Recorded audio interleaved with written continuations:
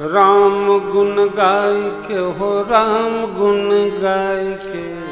मगन भैली सबरी जी राम गुण गाय के मगन भैली सबरी जी राम गुण गाय के राम गुण गाय के हो राम गुण गाय के राम गुण गाय के हो राम गुण गाय के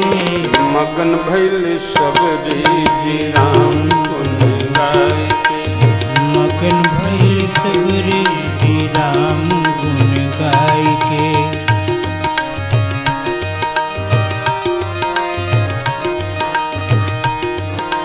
कोई चढ़े हाथी घोड़ा पलकी सजाए के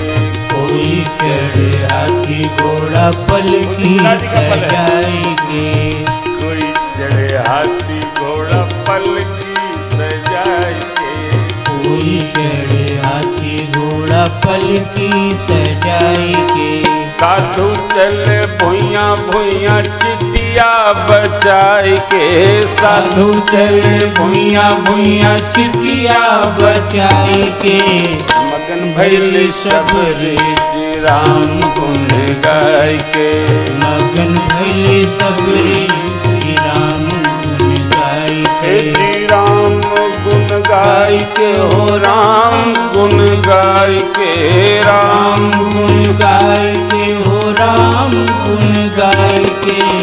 मगन भैली सबरी जी राम गुण गाय के मगन भैली सबरी जी राम गुण गाय के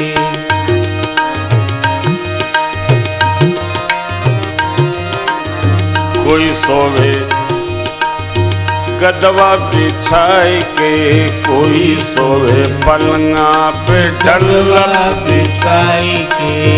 कोई सोवे पलंगा पे कदवा बिछाई के कोई सोवे पलंगा पे गदवा बिछाए के कोई सोवे पलंगा पे कदवा बिछाई के साधु सोवे तख्ता पर कमरी बिछाई के साधु सोवे तख्ता पर कमरी बिछाई के मगन भैल सबरी जी राम गुण गाय के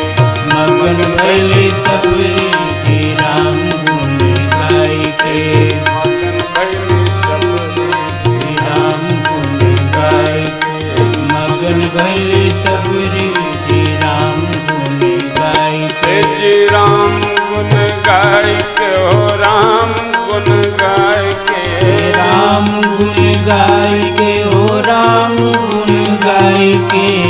मगन भैल सबरी मैया राम गुण गाय के मगन भैली सबरी जी राम गुण गाय के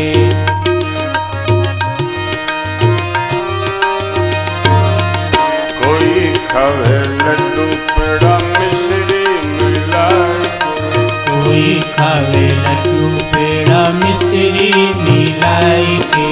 कोई खावे माल पुआ रबड़ी बनाए के कोई खावे माल पुआ रबड़ी बनाई के कोई खावे माल पुआ तस्मई मिलाए के कोई खावे माल पुआ तस्मई मिलाई के जी साधु खावे रूखा सूखा भोगवा लगाए के साधु खावे रूखा सूखा भोगवा लगाई के मगन भैल सबरी जी राम गुण गाय के मगन भैली सबरी जी राम गुण गाय आहा के मगन भैल सबरी जी राम गुण गाय हे मगन भैली सबरी जी राम गुण गाय करे राम गुण गाय के हो राम गुण गाय के राम गुण गाय के हो राम गुण गाय नैया मगन भैल सबरी जी राम गुण गाय के मगन भैली सबरी जी राम गुण गाय के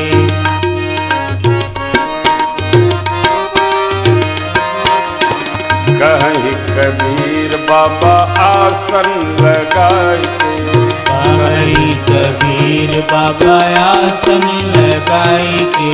कहीं कबीर बाबा आसन लगाई के। कहीं कबीर बाबा आसन लगाई के। श्री राम के भजन करो सब कुछ भुलाई के। राम के भजन करो सब कुछ भुलाई के। मगन भैले सबरी जी राम गुण गाय के। मगन भैले सबरी जी राम गुण गाय के।